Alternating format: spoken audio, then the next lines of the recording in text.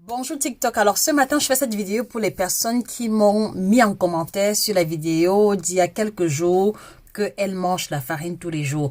Donc vous mangez le pain tous les jours, vous mangez les spaghettis tous les jours, vous mangez le gâteau, les cakes croissants tous les jours.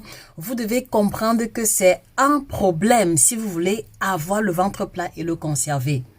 Alors ici, je ne veux pas vous demander d'arrêter, non, mais je veux que vous essayiez de comprendre que tout ce qui est à base de farine de blé raffiné n'a pas de fibres à l'intérieur. Et donc, regardez un peu, quand vous mangez le pain, quand vous mâchez le pain, c'est comment? Ça a une texture pâteuse, parfois même élastique dans la bouche. Donc, vous devez comprendre que la même texture au niveau de la bouche est la même texture que vous allez avoir au niveau de l'estomac et des intestins. Et donc, si vous mangez un aliment qui est très pâteux, d'accord, et que vous ne buvez pas assez d'eau, et que vous ne mangez pas les fruits tous les jours, et que vous ne mangez pas les légumes tous les jours, la pâte en question va rester stockée au niveau des intestins. Et donc, cela aura tendance à boucher, d'accord, l'espace où la nourriture est censée circuler. Et c'est pour ça que vous allez commencer à avoir la constipation, les ballonnements, les gaz à n'en plus finir. Et comme tout ça reste stocké au niveau des intestins, voilà pourquoi est-ce que les intestins vont commencer à s'épaissir. Et c'est ça qui va vous donner cette sensation de ventre rebondi.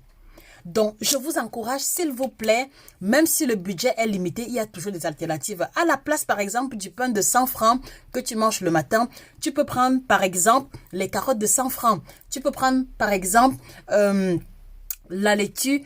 Il y a plusieurs autres alternatives. À la place du pain, tu peux prendre par exemple du plantain braisé avec des prunes. Pour moi, c'est un petit déjeuner qui est 10 fois plus sain, d'accord, que le pain beurre chocolat. Donc, s'il vous plaît, je vous encourage encore, faites l'effort de réduire au moins de moitié la fréquence et la quantité de consommation de farine, le pain, les pâtes, le gâteau, croissant, cake. Et je vous assure que vous allez voir une différence au niveau de votre tour de taille. Et si vous ajoutez à ça 1,5 litre d'eau à boire tous les jours, si vous ajoutez à ça un bol de fruits quotidiens et un plat de légumes, c'est parti, vous allez perdre du ventre et vous allez réussir à avoir le ventre plat indéfiniment. Donc, partage cette vidéo, s'il te plaît, à une personne qui mange trop de farine, à une personne qui ne sait pas quoi faire pour avoir le ventre plat et reviens mettre en commentaire ce que tu as observé depuis que tu as réduit ton niveau de consommation de farine, d'accord? N'oublie pas de t'abonner pour les prochaines recettes ventre plat que je vais partager. Passe une excellente journée et tiens bon sur tes résolutions ventre plat minceur.